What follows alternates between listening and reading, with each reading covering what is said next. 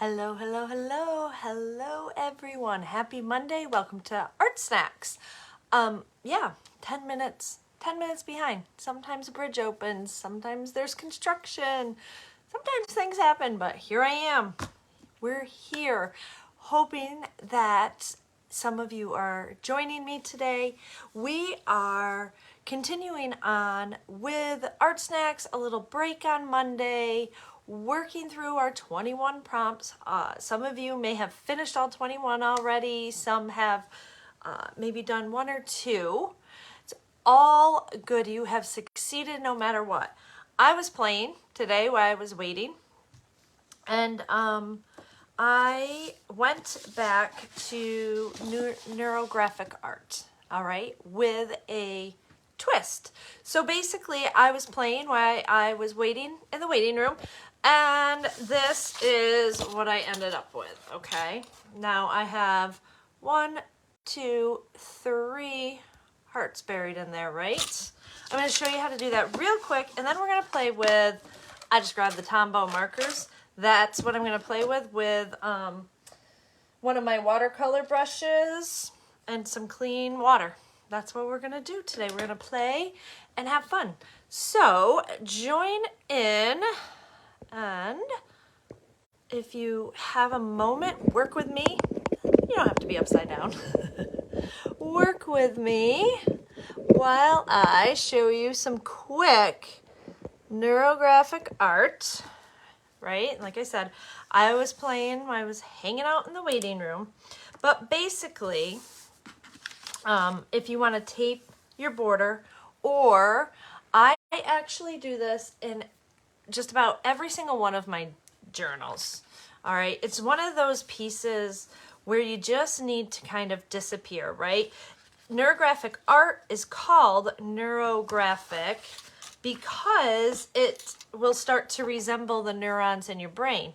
And what happens is we kind of freestyle these lines in here and shapes, and then we're going to blend them together. I'm going to show you how to do this. We have done this before, more with circles. Now I've got a few hearts hidden in here. And we're going to play with Tombows after that for coloring.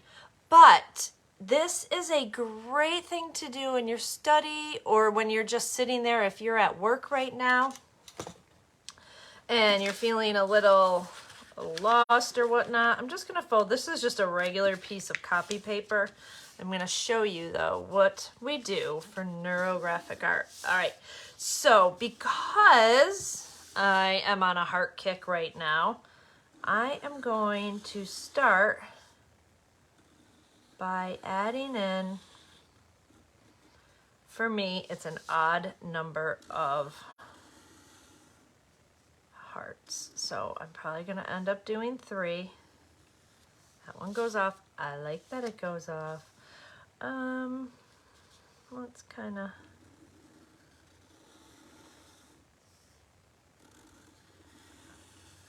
Okay, so now I have 3 hearts. You can do 5 hearts if you want in there. You can do as many as you want.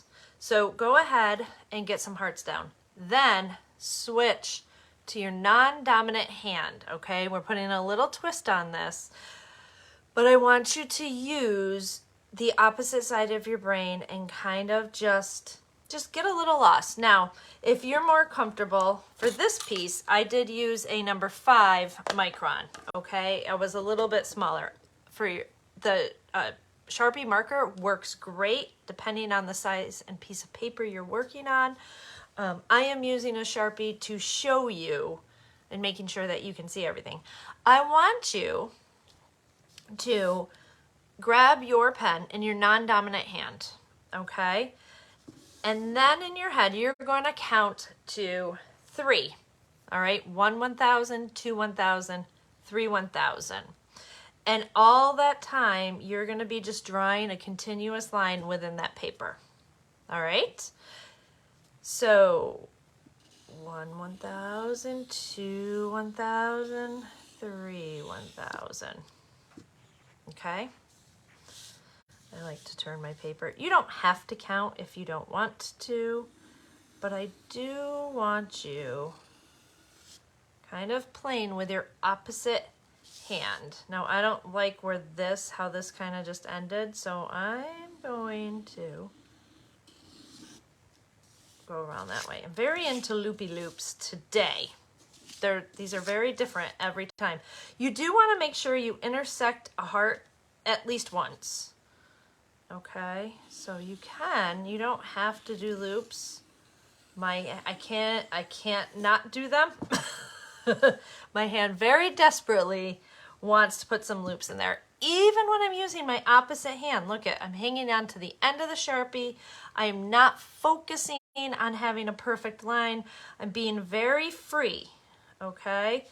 Now see here, I don't necessarily love this part because I don't have any lines intersecting. So I'm going to, let's see, I am going to do the same thing. And less is more. You don't want to get too crazy. This is a lot right here. It's okay though. It's just the way it came out. Here's the biggest thing that we do. Here's what I want you to focus on. After you get your lines in, and like I said, less can be more. So say we had, and you can be, nothing has to be perfect. If I do this, I want a few less lines to show you.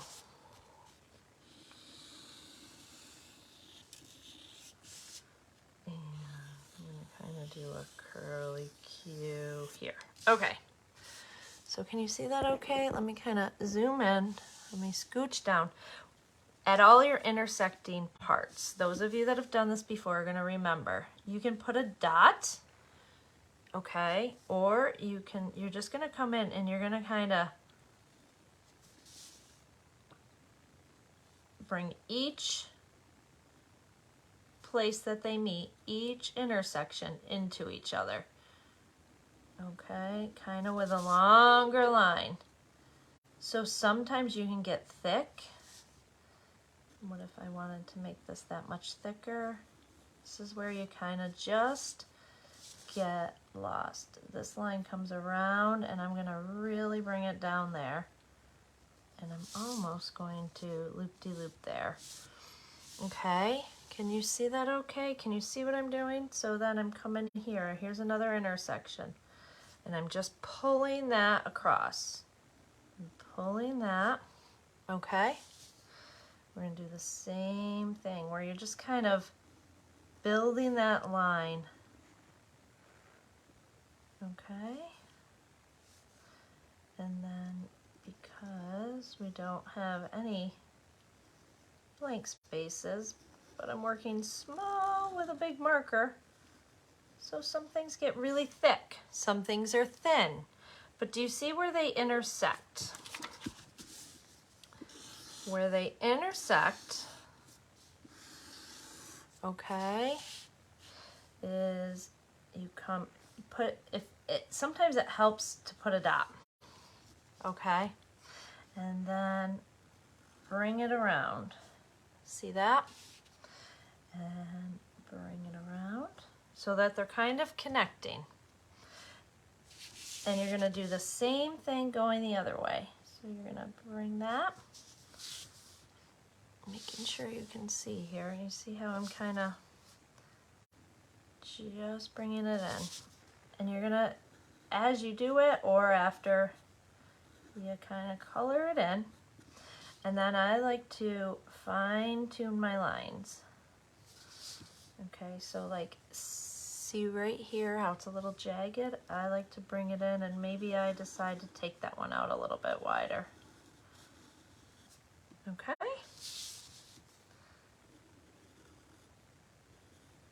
And you're just going to spend some time doing that. So yeah, one more time. They don't have to be perfect in size or match up exactly. They don't always. You don't want them to necessarily be exact. Okay, and as you build, you see what happens?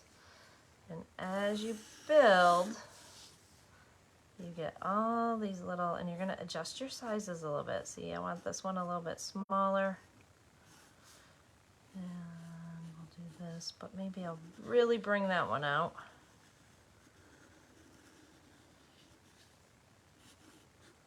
Okay, this is just fun in itself. Just kind of a good exercise for you to put on some music that you love and just enjoy.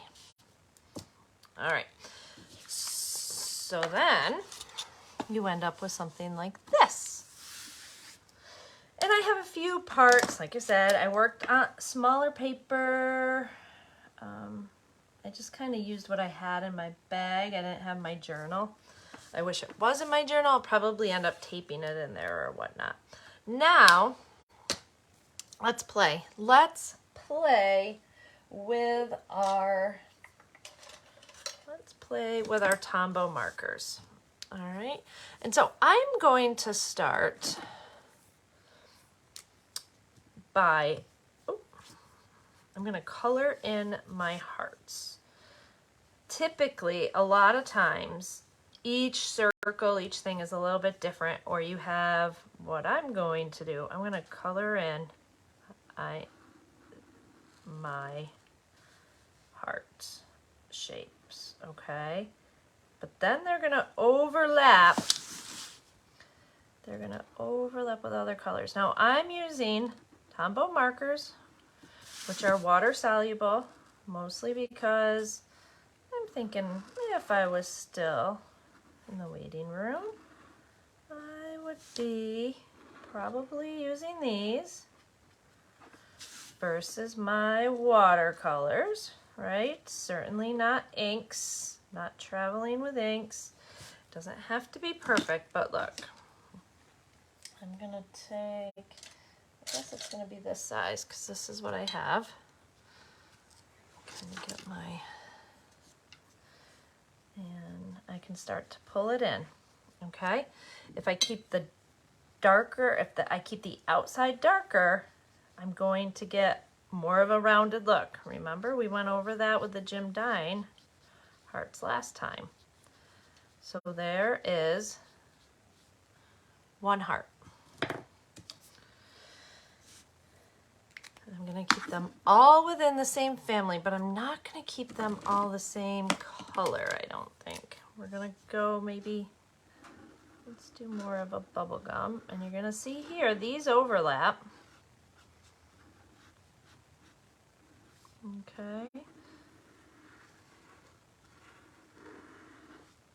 Let's just see what happens. Just playing here. You do want a permanent marker. You want something permanent. I'm going to bring that color right in there. Okay. And then I'm going to grab my water again, and I'm going to pull this lighter pink through. I'm going to decide if I like the lighter pink. It might be too light. It might need to come back in. Or it's not bad. It might be kind of cool. All right, I'm going to kind of bleed those together. All right. And then we have this one down here. Let's repeat this pink, and I might throw some of the brighter pink in there too. And then what's going to happen is we're going to put in a background. Okay, so let's put in,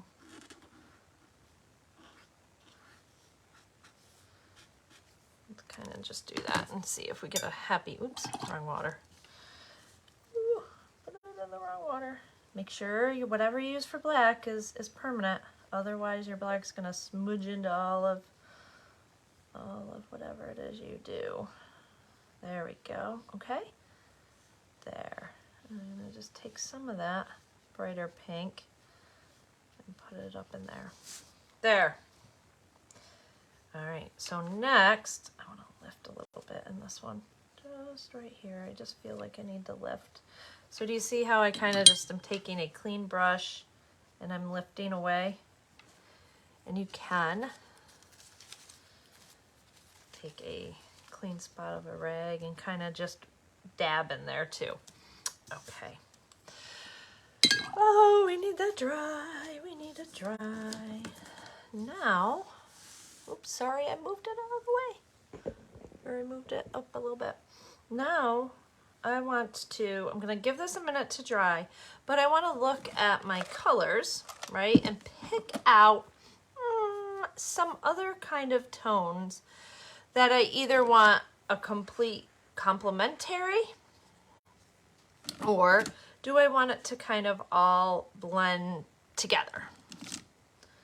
You know, do I want to go purples or do I want to go complete opposite? Here's where I don't want to go completely opposite, or why I don't want to go completely opposite. Because if I take, say we have this, I don't know how this is going to work on plain paper. I might have to grab a piece of watercolor paper. Yeah, it's just not gonna work on. Let's see, I have scraps. Okay, so if I have a heart, right, and she's all happy. And we're gonna dry that really quick.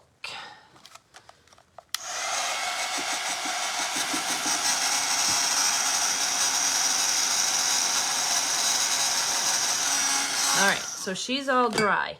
Here's what I'm thinking. If I come in, right, and I follow maybe one of my patterns, like what if I decide to, where's one this one that kind of cuts in everywhere? So what if it comes over, right?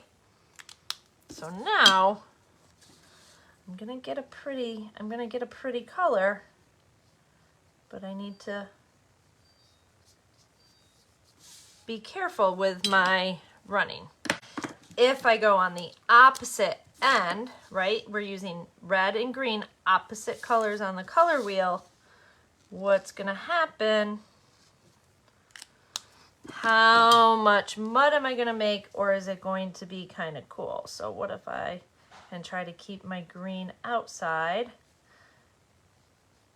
All right, what if I'm careful? You see how that's immediately gonna kind of blend. What I'm afraid of is not the blending, because I love it, but I lose that fine heart line more so than I do in here. Can I go over it?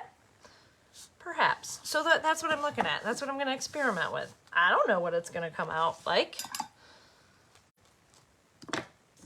Let's find out. So we can keep things very simple too. So I can just come in with some yellow, because it seems to be a color that I kind of just grabbed. Yellow is a great tone for in between, you know, it's still warm, but it can lean itself towards green. So I'm just playing. We're just gonna see what happens. And I've got a pretty big brush, but I can use the point. And I'm not overlapping anything here. This is where I want to decide, do I want to overlap? Do I want to bring things into the heart, or do I just want to keep the background a little bit different? Do you see what I'm saying? Like, do I want to cut this shape into this part of the heart, or this into this part? Do you see what I'm looking at? So I could, if you know, I'm trying to see, do I want to bring this up? Does it make sense? It makes sense to bring that in. And those are really the only ones. I like it. Let's kind of play with some,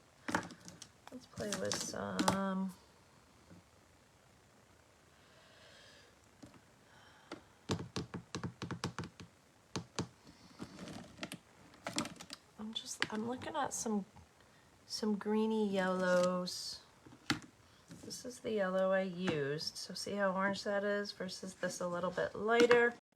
And then I have this green, but I also have some pretty oranges. And I really want to see what this purple does. So, how about, I think I want this dark because it's a little corner.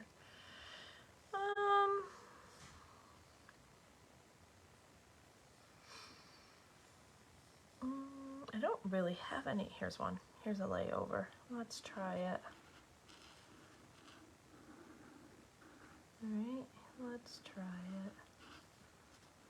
Make that nice and dark, and we're gonna get that dark in there. Do you see how you can get lost in these, like really, really quickly? I know last time we did the neurographic art, you guys loved it. Some of you went crazy with it, and I think spent hours. And some of you whipped up things very quickly.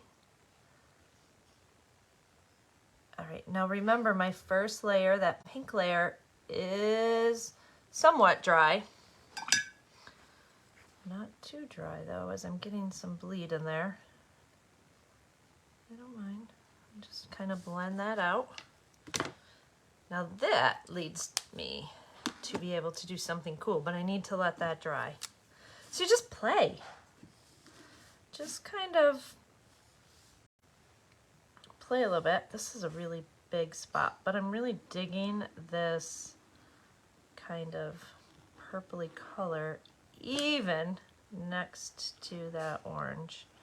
So I'm going to do this. I'm going to pull that. All right. You don't need a lot. I'm actually probably putting down way more Tombow than I need to. Okay. I'm just going to kind of lay that in. I'm going to do the same thing here. Making sure not to get into the orange because I want them to bounce and dance off each other, not smudge and make mud together. We're gonna get right in there. Am I off screen? Nope, come on. I know I got you guys really close, so I have no room to move anything. There we go. So that I'm not off screen. There. All right, and remember, if you want to get a little bit lighter in spots, just kind of do a little. There, I like that. All right, and now while we're here, let's just try one more. Let's see what it looks like.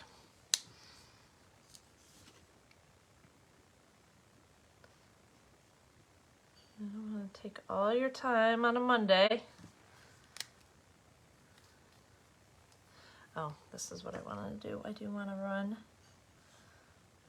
that purple in there just a bit. I want that overlap.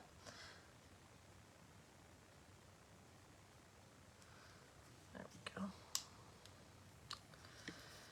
And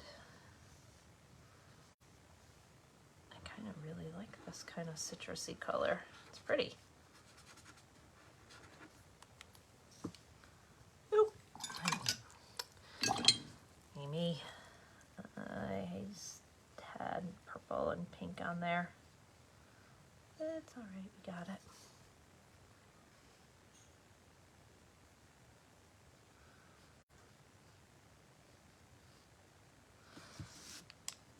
Two, and let's dance this one right here.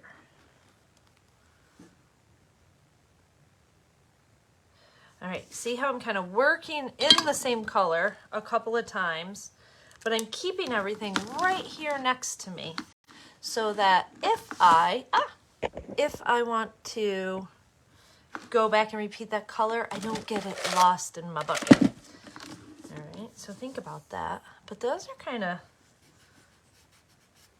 cool the way it's coming out. Do we have time to try another color? Kind of. What do I want to try? I don't know if I want to go this deep. I might want to keep it a little more citrusy.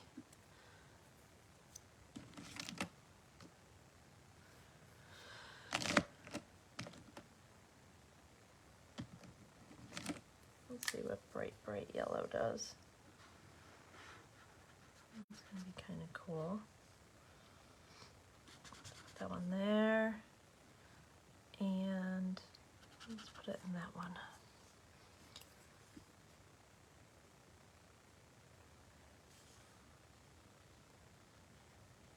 Some bright lemon yellow.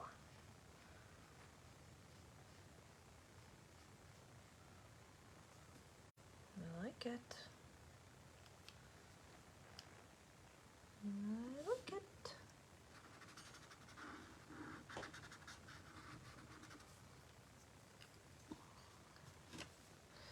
Need a little more water on that one. All right, so I'm gonna stop here because you guys get the gist of what we're doing. That one's still wet. See how it's kind of blending in. You get the gist of what's happening. You can build your own colors up from there and have a lot of fun and really get that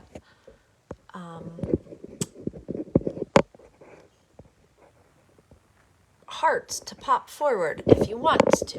You don't have to. Whoa, so very close. So very close. So very close. There we go. All right. Let me see if anybody had any questions. Yes, this is a perfect way to just kind of exercise your mind, disappear into creativity, not think at all about it doesn't matter what the end looks like. You're right here, you're playing with color. You're playing with color. The name of the markers. Ellen, yes. These markers are called Tombow markers, okay? They come in cute packs of already, just lost one. Like, design packs, they might call it like tropical. I think there's maybe 6, 8, there could even be 12 in some of the packs, or you can buy them individually. Look at Hobby Lobby, Michael's, places like that for a deal, right? Or to use your coupon, or sometimes they put them on a great special. My recommendation always for those of you starting is to grab a pack of colors that you like. Trust me, there's thousands of colors and they're all numbered. So sometimes in some of the tutorials I've done, you'll hear me say, use your neutral N75. All right, they all have numbers on them. But for the most part, pick the color pack of the colors that appeal to you and play with them. If you love them, if you love what they do, then build and get more. But just get yourself with a coupon on sale, however it works, one pack with colors that you love. It's all you need. They blend together, right? Then you just need clean water and a brush. All right, let me see. It looks like it took a little minute for comments. Mesmerizing. What markers, paper, and brush are you using? All right, so Terry, I just went over the markers. Tombow, B-O-W. I know it's backwards. T-O-M-B-O-W. Tombow markers. They also have you have the brush tip and a point tip. They last forever. I have old school. Let me see if I can find one of the old ones. These are before Tombows became too popular. I don't know where some of my old ones are. But even when you think they're going dead, you just kind of scrub them out there and then hit it with the water. Now listen, if you want to do this and you like this technique and you don't have Tombows, you know what works? Crayola markers. Anything water soluble, anything that's going to move again. Your alcohol markers aren't going to work. They're not going to move. but a washable Crayola, a Crayola marker will work. Tombos are just definitely made for artists. Tombos are used by many artists and designers for an extreme amount of, there's many different uses for them. All right, so, and then Terry, I am on, so I just grabbed a piece of watercolor paper. This is probably the 140 color pound. You can use mixed media paper. You can use a lighter pound mixed watercolor paper with Tombow markers. Just remember, you want to use a paper that you would typically use with a wet medium. Yes, thank you, Cassie. I was just going to type it in so everybody could see. I will put a link to Amazon on there, and you can kind of do that. And then a brush, any brush. I mean, I grabbed my watercolor brush, but just any brush. Doesn't matter. Does not matter. You can use a really nice brush. You can use the cheapest brush you have. All you're doing there is activating the marker with a little bit of water, and you want a comfortable, whatever's comfortable in your hand, and a point. Like I don't see that teeny tiny little point there. That's all I need. I can get into very small spaces with that. But some of you might feel much more comfortable with a teeny tiny brush. And then make sure your black marker, when you do your lines first, is a permanent marker. So a lot of times I use my Micron, right? This is the Michaels brand. They're called Microline, or the Amazon. Did I get these? It all becomes a blur. It might be Amazon, but I think it's Michaels. It's like their generic brand of the Microns, and I'm pretty happy with them. You know what else works? Sharpie markers, the thin or the thick. You can just grab yourself some Sharpies. Just let them, make sure it dries. You know, make sure that's nice and dry before you go hitting it with water, because the last thing you want is for your black lines to bleed into all your color. That's no fun. All right, any other questions? See, I came on late, but that was exactly a half an hour, and you can see how mesmerizing it can get, and what you use your colors, you decide what you feel. I could do these every day for the next 10 days, and not a single one will look the same, feel that, it won't give you that feeling, so have fun with it. You can do any shape. This is called neurographic art, because it starts to look like the neurons in your brain. It's a different type of focus that allows you to create and stop worrying about what that finished product looks like. That's why we put things in our art journal. We need to explore. If whatever it is you're using, you can use watercolors too. You can use acrylic paint. You can use regular markers and color it in. You can use colored pencils. You can use crayons. It doesn't matter. The point is you're experimenting with whatever it is you have in front of you, and you're just honing in on a different, you're working, it's exercise. It's creative exercise for your brain. That's what it is. You are creatively exercising your brain, and it's really important to do that. All right, everybody, I hope you enjoyed this. Give it a whirl, and then you are welcome to share that over in my free group. And yeah, I'm going to finish this up, and I'll share it in there with you. And you can decide, play with it however you want. If you want every little circle in there to have a little bit of a layer, go for it. Play. Have fun. All right, everybody. I will see you later. Thank you for joining on. I apologize again that I was late. These are fun. It's fun to throw a shape in there. We've worked before with just lines. We've worked with squares and circles. I'm all about the heart, so try that a little bit. Have fun. I'll see you later. Enjoy your week.